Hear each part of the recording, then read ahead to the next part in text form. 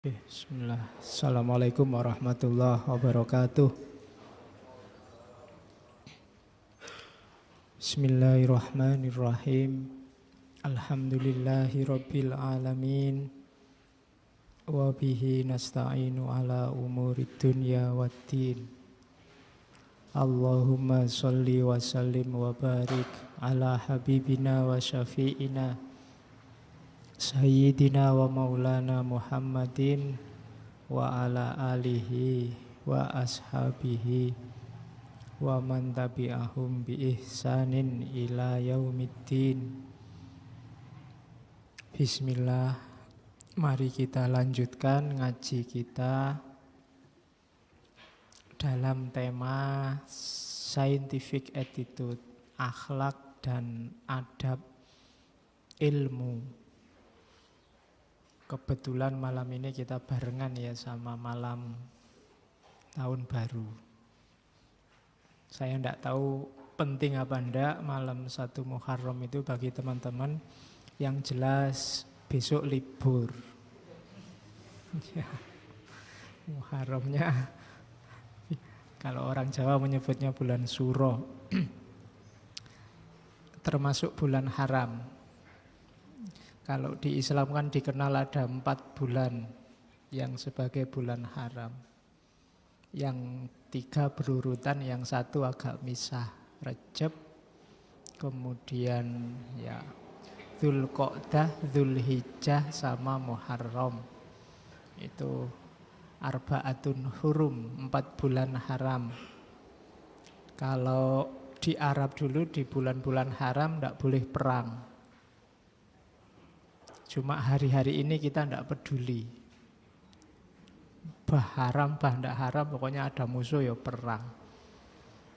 Perangnya kan enggak, hari ini kan perangnya macam-macam, tidak cuma perang fisik. Perang opini, perang pendapat, perang pemikiran, perang media, tidak ada hentinya, tidak ada bulan haramnya. Kalau bisa kita ambil momen bulan Muharram ini, tinggal 1 tahun ini bulan haramnya, kita ambil momen 1 bulan ini kita berhenti perang, berhenti nyari musuh, baik di WA, di Facebook, di internet, biar tidak capek. Kalau beberapa ulama menyebut bulan Muharram itu sebagai syahrullah, bulannya Allah. Maka kita latihan 1 bulan ini untuk semakin dekat sama Allah. Kalau bagi teman-teman yang di Jawa itu kan disebut suro, dan suro itu larangannya banyak kalau di Jawa. Tidak boleh mantu lah, tidak boleh ini, tidak boleh itu. Sebenarnya di balik itu ada kearifan lokal bahwa bulan suro kita sibuknya sama Allah saja. Jangan bikin agenda-agenda besar yang membuat kita agak lalai dari Allah, maka dibikinkan beberapa mungkin sejenis mitos bahwa suro tidak boleh ini, tidak boleh itu. Bahkan malam 1 suro kan malam yang ngeri kalau di Jawa. Ya, di filmnya banyak, tapi sebenarnya di situ ada hikmah bahwa 1 bulan ini kita fokusnya ke Allah saja, tidak fokus ke agenda-agenda besar yang lain. Nanti kalau sudah, kita mulai lagi. Itu di antara nilainya itu. Maka malam ini kita awali tahun baru dengan hidayah yang baru. Kita cari hidayah di hari pertama, bidayatul hidayah. Jadi awal dari hidayah. Yang nulis tokoh yang mungkin di ngaji ini paling sering kita angkat, Imam Ghazali. Ini sang hujatul Islam. Bahkan mungkin akan sangat banyak nanti tema-tema yang saya sisipkan Ghazali, karena memang beliau ini secara intelektual luar biasa. Tidak cuma diakui di timur tapi juga di barat. Bahkan tidak cuma di dunia tapi juga di akhirat. Kalau ada di Jami'u Karomatil Aulia itu ada Imam Asyazili cerita satu ketika dia mimpi. Jadi melihat Nabi Muhammad bersama Nabi Isa, bersama Nabi Musa. Nabi Muhammad ini sama Ghazali. Terus Nabi Muhammad pamer, di antara umatmu Nabi Musa, Nabi Isa, ada nggak yang sehebat Ghazali ini? Jawabannya Nabi Musa sama Nabi Isa, enggak ada. Karena memang luar biasa, Imam Ghazali itu usianya hanya sampai 53 tahun, tapi beliau karyanya 450 lebih. Itu kalau dikuruskan sama hari-hari beliau hidup mungkin ya bisa 1 bulan 1 buku itu. Jadi 450 karya, bandingkan sama kita bikin makalah 1 aja sak semester enggak dadi-dadi. Itu tiap bulan bikin tulisan 1 dan kebesarannya diakui di mana-mana. Nanti beberapa kali saya sudah menyebut riwayat hidupnya, saya tidak akan ngulang lagi bagaimana beliau lahirnya 1058, nanti meninggalnya 1111 dan seterusnya, itu sudah ada. Dan karya-karyanya juga beredar di kita dengan sangat banyak. Bagi yang pernah mondok pasti 1-2 pernah ketemu karyanya Imam Ghazali. Yang paling masterpiece kan Ihya. Nah, Bidayatul Hidayah ini ada yang bilang semacam muqaddimah sebelum Ihya. Jadi sebelum masuk ke Ihya ada baiknya sudah jalan di Bidayatul Hidayah. Kalau belum ya diulangi lagi dari awal, dari Bidayah. Karena di Ihya sudah agak dalam, di Bidayah ini agak simpel. Jadi semacam petunjuk praktis bagi mereka yang ingin jalan di jalan Allah. Makanya judulnya Bidayah. Awal, permulaan dari datangnya hidayah. Hidayah itu biasanya kalau dalam pidato disandingkan sama taufik. 2 hal yang berbeda, taufik sama hidayah. Kalau taufik cowok, kalau hidayah cewek. Ya. Kalau hidayah itu petunjuk. Hidayah itu kalau dalam filsafat, orang dapat hidayah itu mirip orang yang mendapat pencerahan. Jadi tiba-tiba matanya terbuka akan kebenaran, itu berarti dia dapat hidayah. Setelah selama ini mungkin kamu tiap hari baca Quran tapi belum dapat hidayah. Belum kelihatan mana yang benar, mana yang tidak. Makanya setiap kali baca Fatihah kan ada kalimat ihdinas siratal mustaqim, beri aku ya Allah hidayah untuk tampak jalan yang lurus. Jalannya sudah banyak sebenarnya yang lurus. Di Quran ada, kalau kita cerdas membaca ayat-ayat Allah di mana-mana ada. Tapi keterbukaan yang pengetahuan plus kesadaran yang kita sebut pencerahan itu butuh namanya hidayah. Jadi ilmu kita mungkin sudah banyak tapi belum dapat hidayah. Banyak orang tahu kalau bikin berita bohong itu keliru, tapi jarang yang dapat hidayah untuk sadar tidak bikin berita bohong. Itu hubungannya sama hidayah. Jadi orang pinter banyak tapi yang dapat hidayah tidak banyak. Maka kita terus minta hidayah. Itu namanya hidayah. Jadi beda. Kalau taufik itu dari wafaqo, jadi kesesuaian. Taufik itu kalau kita minta taufik pada Allah, berarti kita minta agar yang kita inginkan itu cocok sama keinginannya Allah. Itu namanya taufik. Kita memohon, ya Allah beri aku taufik dan hidayahmu, berarti beri aku pencerahan dan buat keinginan dalam diriku, buat yang aku lakukan itu cocok sama keinginanmu. Itu taufik sama hidayah. Kalau dua-duanya masih berat, kita minta inayah. Nah, inayah itu pertolongan.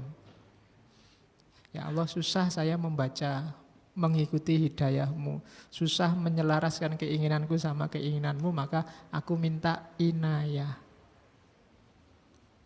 Kok masih berat juga ya Allah, ya ini cuma yang bisa saya lakukan. Tidak bisa sedalam itu. Karena itu aku minta ridhomu. Makanya billahi taufik wal hidayah war ridho wal inayah. Jadi kalau mungkin Allah sudah ngasih hidayah, kita sudah berusaha dapat taufik agar yang kita lakukan sesuai dengan maunya Allah. Tapi kok masih belum sempurna, masih banyak kelirunya, ya kita minta ridhonya Allah. Semoga engkau meridhoi kemampuanku hanya segini ya Allah. Nah, kalau sudah melakukan semua masih belum sempurna, keliru-kelirunya banyak. Kalau tadi di awal kita minta inayah, sekarang kalau sudah selesai perbuatanmu, semoga Allah ridho dan kita dapat syafa'ah.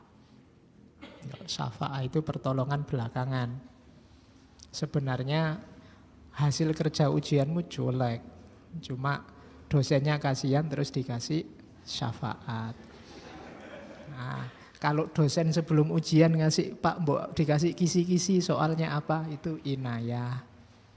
Kalau jawabanmu cocok sama maunya dosen, itu taufik. Kalau sebelum ujian kamu paham semua yang diajarkan, siap saya, berarti kamu dapat hidayah. Kan itu. Oke, gampang-gampangannya itu. Jadi bidayatul hidayah berarti kita rintis jalan agar dapat hidayah, agar kita ketemu dengan pencerahan, agar enggak cuma ilmu tapi juga ada kesadaran di sana. Itulah bidayatul hidayah.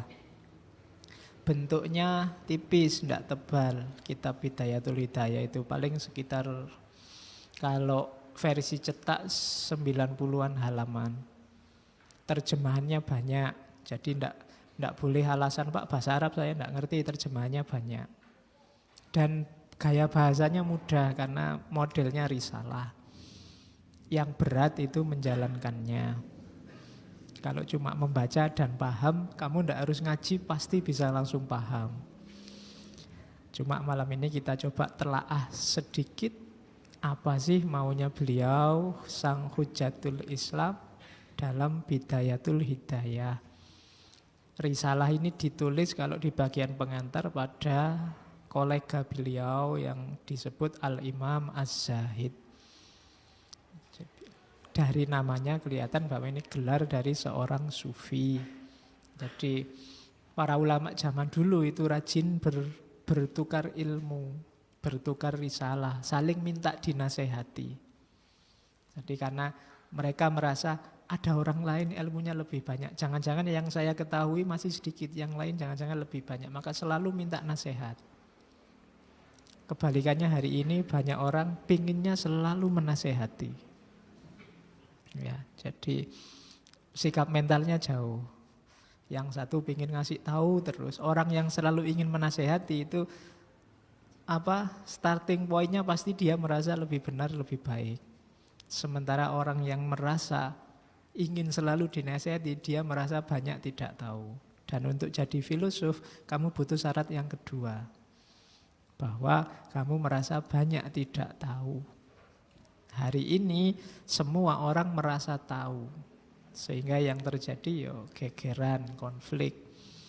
Makanya di tengah isu-isu luar biasa, bulan ini kita ngambil isu yang mungkin tidak terlalu wow, tidak terlalu luar biasa, tapi penting.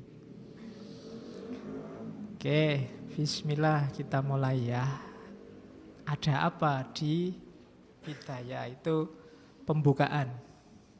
Di pengantarnya ada, ini kan teman beliau minta nasihat, cuma diawali dari, meskipun nanti akhirnya menasehati dalam arti nulis panjang lebar di risalah, diawali dari ndak saya itu sebenarnya apa ya layak menasehati, katanya Imam Ghazali.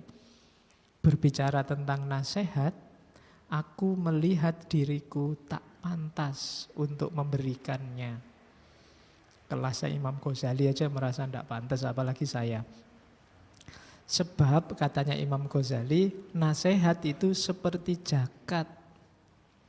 Nisabnya adalah mengambil nasihat atau pelajaran untuk diri sendiri. Orang zakat itu kan kalau harta bendanya banyak dan nyampe, kelebihannya dipakai untuk zakat. Nah, ngasih nasihat orang juga begitu. Kalau dirinya sendiri sudah overload kebaikannya, sudah jalan apa yang mau dia omongkan, baru dia ngasih tahu orang. Makanya katanya Ghazali, ngasih nasihat itu kayak zakat. Bagaimana saya bisa ngasih zakat kalau nisabnya aja saya nggak nyampe. Mungkin ilmuku, pengetahuanku masih belum nyampe limit untuk zakat. Belum untuk diriku sendiri aja masih kurang. Itu bahasanya Ghazali begitu. Orang yang tidak memiliki cahaya tak mungkin dijadikan alat penerang oleh yang lain. Ini pasti tawadhu. Karena bagi kita Ghazali itu cahaya yang luar biasa, tapi dia tetap merasa belum terlalu bercahaya, belum layak menasehati. Bagaimana bayangan akan lurus bila kayunya bengkok? Allah mewahyukan pada Isa dan Maryam, nasehatilah dirimu. Jika engkau telah mengambil nasihat, maka nasehatilah orang lain. Jika tidak, malulah kepadaku. Itu katanya Allah pada Nabi Isa. Jadi yang suka menasehati, kalau dirinya sendiri belum begitu, apa ya ndak malu, kan itu maunya Imam Ghazali. Nanti jangan-jangan malah bikin malu saya nasihat. Teorinya sih aku ngerti mungkin, tapi kan belum saya kasihkan untuk diriku sendiri. Belum layak untuk ngasih orang lain. Itu gaya tawaduknya para ulama zaman dulu. Jadi bayangkan orang seperti Ghazali yang nulis ratusan buku, beliau tidak merasa bahwa saya layak bikin madhab sendiri atau bikin aliran sendiri. Ghazali kan dikenal kalau secara teologi beliau Asy'arian, secara fikih beliau Syafi'i. Padahal kalau mau mungkin dia bisa bikin aliran sendiri.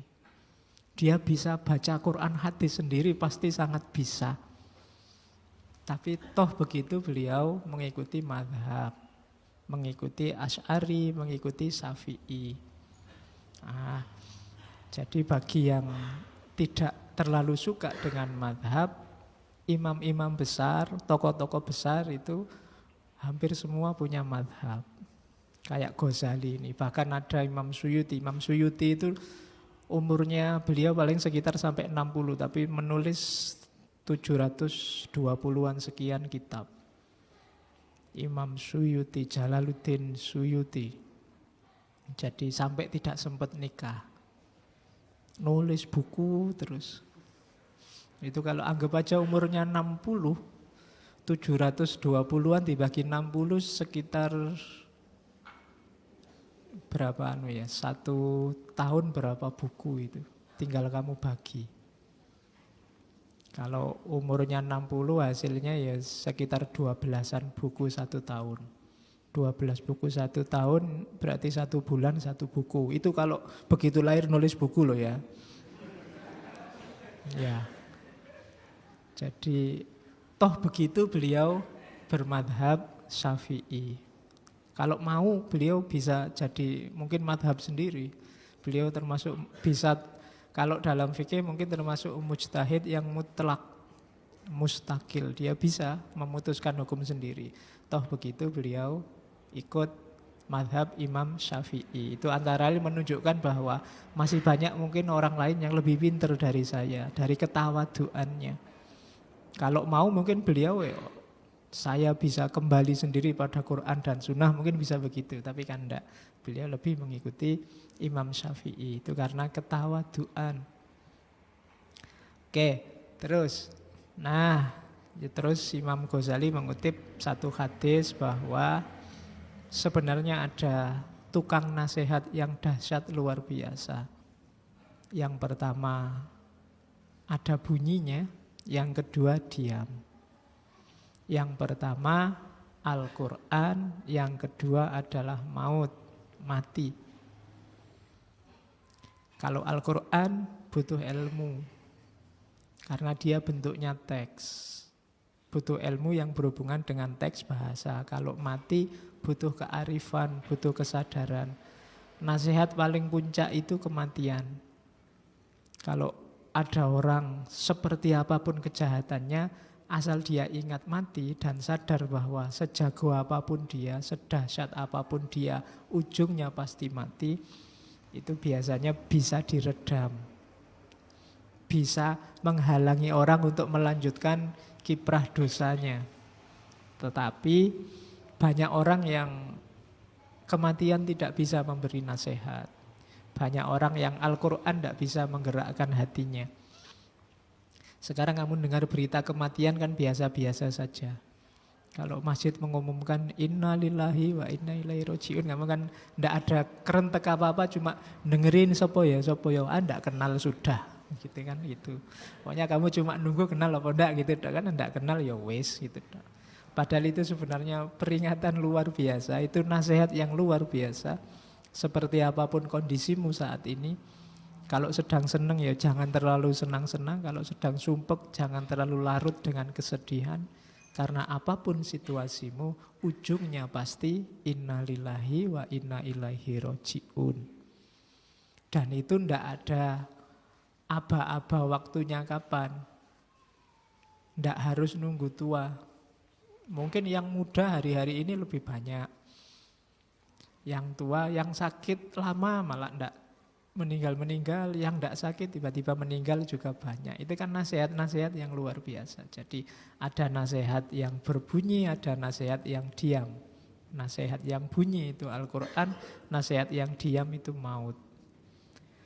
Nah, itu pengantarnya Ghazali sebelum dia masuk ke materi Bidayatul Hidayah. Dan Bidayatul Hidayah itu ditujukan untuk level orang-orang seperti kita, para pemula yang berniat menempuh jalan. Jadi isinya tidak terlalu berat secara teori, simple dan praktis. Oke, kita lihat ya. Bismillah. Ini baru kontennya. Ya tetap gayanya kayak minggu-minggu sebelumnya. Saya tidak akan nulis semua, saya potong-potong beberapa. Pertimbangannya apa ya, sak minatku saja. Oke, karena kalau minat full kalian harus baca sendiri langsung. Katanya Ghazali, ketahuilah wahai manusia yang ingin mendapat curahan ilmu, yang betul-betul berharap dan sangat haus kepada ilmu, bahwa jika engkau menuntut ilmu guna bersaing, berbangga, mengalahkan teman sejawat, meraih simpati orang, atau yang sifatnya keduniaan. Kalau cari ilmumu tujuannya salah satu dengan ini atau dekat-dekat dengan ini. Pingin merasa besar, pingin merasa terkenal, pingin masuk TV, pingin dapat imbalan, atau pingin keren yang sejenis itu, maka sesungguhnya engkau sedang berusaha menghancurkan agamamu, membinasakan dirimu, dan menjual akhirat dengan dunia. Eman-eman ilmumu kalau terminalnya hanya dunia. Dan kalau kamu memang tujuannya itu tadi semua, titik-titik itu berarti beberapa saya loncati karena uraian, kamu juga sedang menistakan gurumu. Kenapa? Karena itu berarti gurumu telah membantumu dalam berbuat maksiat serta menjadi sekutumu dalam kerugian tersebut. Gurumu seperti orang yang menjual pedang bagi perompak jalanan. Jadi kalau kamu jelek dengan senjata ilmumu, itu kamu tidak sedang menghinakan dirimu saja, tapi sedang menghinakan guru-gurumu juga. Karena ilmu itu berasal dari guru-gurumu. Jadi kalau hari ini kamu sudah pinter dan kepinteranmu engkau pakai untuk menipu orang, untuk menyusahkan orang, untuk memamerkan, menyombongkan dirimu, itu sama dengan kamu sedang menggunakan senjata dari gurumu. Maka kamu sedang melecehkannya. Katanya Ghazali. Jadi yang pertama, ayo ditata niatnya. Apa enggak boleh Pak memanfaatkan ilmu untuk dunia? Boleh, tapi dia bukan terminal terakhir. Itu biarkan saja, nanti efeknya jalan sendiri kok. Kalau kamu pinter, insya Allah kamu akan terkenal dan dikenal. Tapi jangan dijadikan tujuan. Kayak orang menempuh jalan sufi, mungkin kamu sedikit-sedikit dapat karomah. Tapi jangan terpesona oleh itu dan jangan itu tujuannya. Kalau tujuanmu itu, kamu sedang melecehkan gurumu. Jadi jangan berhenti di situ. Oke, jadi niat awalnya ditata. Jika niat dan maksudmu dalam menuntut ilmu untuk mendapatkan hidayah, bukan sekedar mengetahui riwayah, maka bergembiralah. Mengetahui riwayat itu berhenti pada ilmu, tidak ada kelanjutannya. Padahal setiap ilmu itu harusnya hidayah, menuntunmu semakin dekat pada Allah. Kalau hanya riwayah itu biasanya hanya untuk pamer, hanya untuk tujuan-tujuan keduniaan.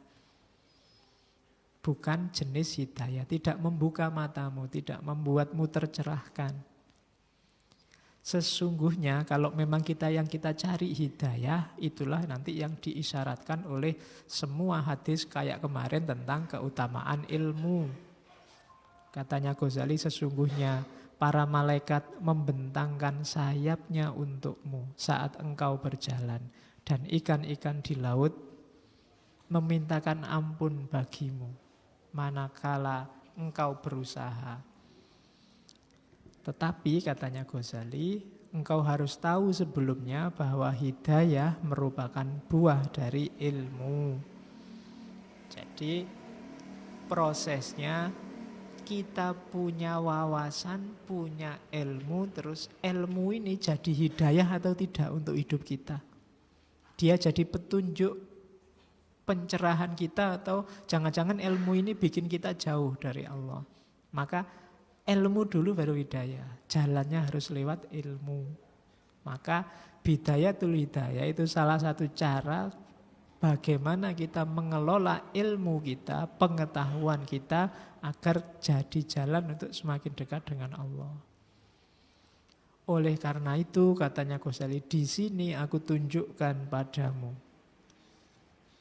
permulaan dari sebuah hidayah agar engkau bisa mencoba dirimu dan menguji hatimu. Jadi bacalah kitab ini katanya Ghazali, terus coba kamu uji dirimu.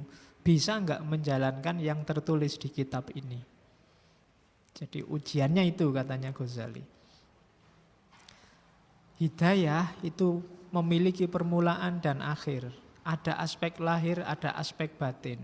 Untuk mencapai titik akhir tersebut, permulaannya harus tersusun rapi.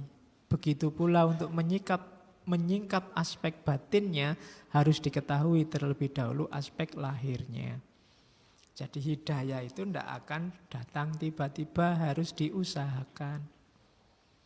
Kita berusaha untuk jadi orang yang mengalami pencerahan.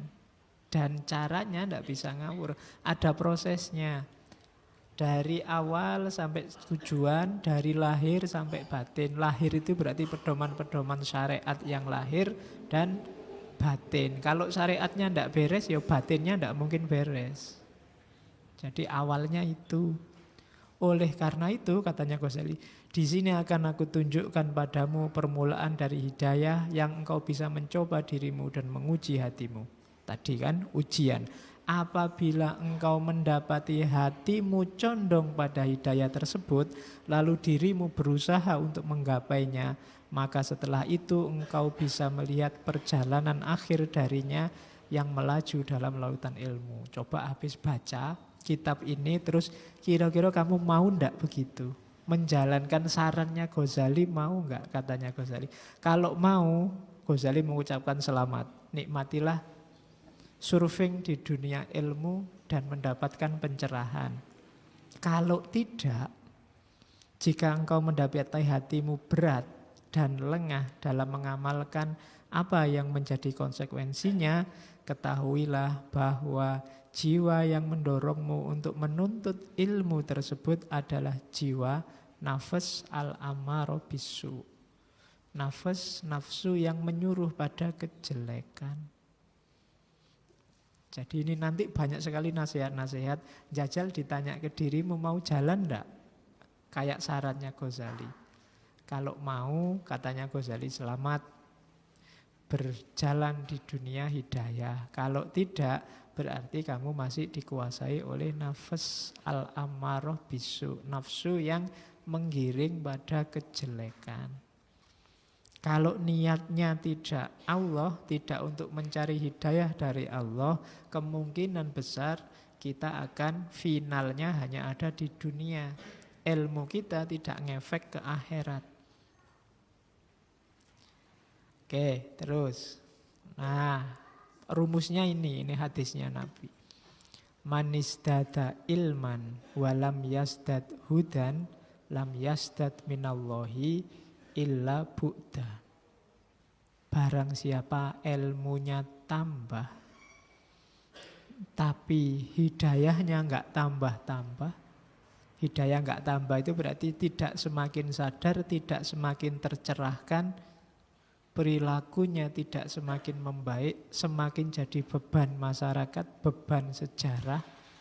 Itu alamat dia lam yazdad minallahi illa bu'da. Tidak nambah apa-apa dalam hubungannya dengan Allah kecuali semakin jauh. Jadi ilmumu justru jadi alat engkau semakin jauh dari Allah. Kenapa?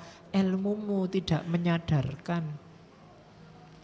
Ilmumu bentuknya bukan hidayah, bukan pencerahan yang membuat kualitas hidupmu semakin baik, semakin baik.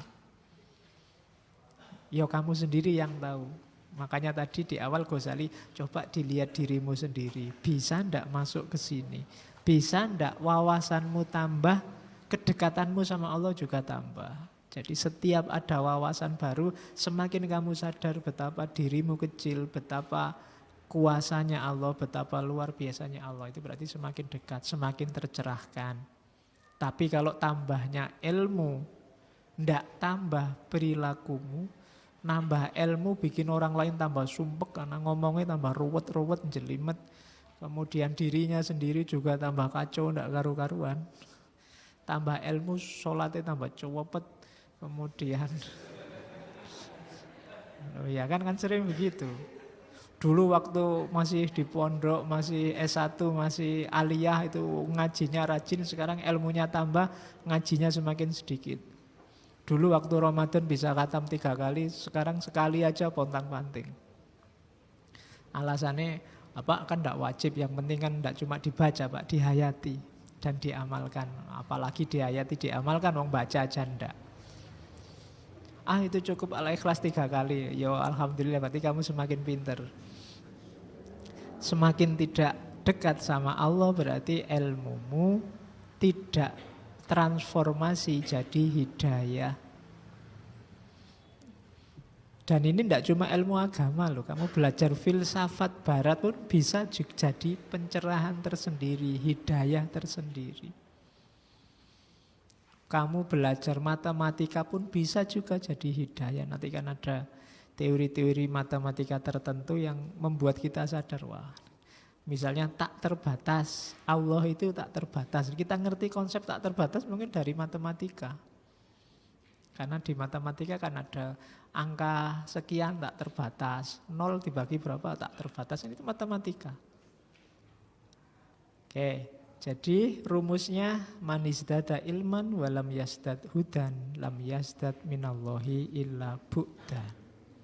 Kalau ilmumu tidak transformasi jadi hidayah, maka ilmu hanya akan membuatmu semakin jauh dari Allah, semakin mungkin karena merasa pintar, merasa sombong, merasa yang lain salah semua kecuali saya, mungkin begitu, dan itu pasti bikin kita jauh dari Allah. Oke. Terus, pencari ilmu ada 3 jenis. Saya tidak tahu kita ada di mana.